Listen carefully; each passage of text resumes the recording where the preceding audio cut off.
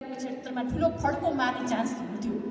त्यसैले अब यो किडनी डिजिजको बारेमा यति भनिसकेपछि म आजलाई यहाँको लामो समय दिन चाहदिनँ र सबैलाई स्वस्थ रहनुहोस्, कम्तीमा पनि वर्षमा एकपटक आफ्नो मृगौलाको जाँच गराउनुहोस् र म स्वस्थ छु भन्ने व्यक्तिले पनि कम्तीमा पनि एकपटक आफ्नो मृगौलाको जाँच गराउनै पर्छ, किनभने यो साइलेन्ट किलर हो, लक्षण बिना नै यसले भित्रभित्रै खत्तम पार्न सक्छ।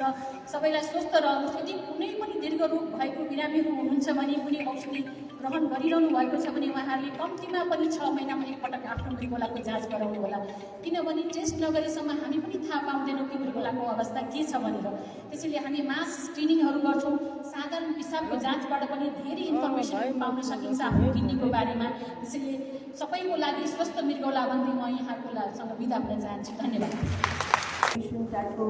फिलिङ्स थोरै समस्या हुँदा त हामी डिप्रेस हुन्छौँ भने मृगौलामा अलिकति खराबी आउँदा के कस्ता भुलाइहरू भए, के कस्ता उहाँले कसरी त्यो त्यो पलबाट त्यो समस्याबाट कसरी निराकरण गर्ने, कसरी आफूलाई बाहिर ल्याउने र लामो समयदेखि मृगौला रोगी रहनु भएर पनि स्वस्थ जीवन बाँचिरहनुभएका हामीसँग मृगौला रोगीहरू हुनुहुन्छ र उहाँले आफ्नो सेयर गर्नुहुनेछ आफ्नो अनुभवहरू र के कसरी सावधानी अपनाउन सकिन्छ, के कसरी स्वस्थकर खानपान गर्न सकिन्छ र हामी पनि स्वस्थ हुन सक्छौँ।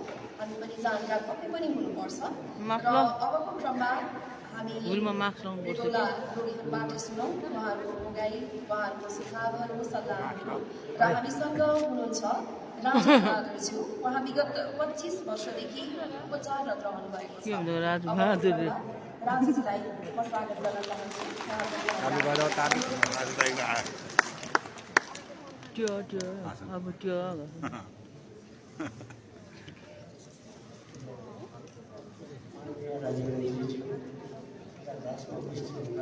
बोला